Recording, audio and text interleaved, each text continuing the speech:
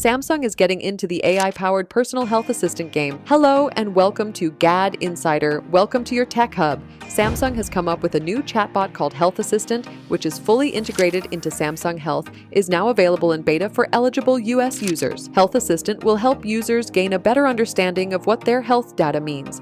It will offer guidance on lifestyle changes that may improve their overall well-being. Samsung says the companion can provide high-quality recommendations that have been validated by a team of physicians and certified health coaches on how to proactively track their health. And since it is a chatbot, you'll be able to ask the chatbot questions about your health data too. Health Assistant will pull data from your phone, smart ring, and a Galaxy Watch. Samsung claims Health Assistant can help detect signals and patterns a user might not be aware of. However, it won't offer medical advice or suggest treatments, and it can't diagnose health conditions. What sets Health Assistant apart from Whoop and Fitbit is that it ties into the broader Samsung ecosystem. It works with the company's data engine so it can tap into information from things like your calendar and even smart home devices. Like if you turned off your smart lights late at night, the companion might flag the potential impact of that on your sleep. It can even suggest breathing exercises before a work meeting.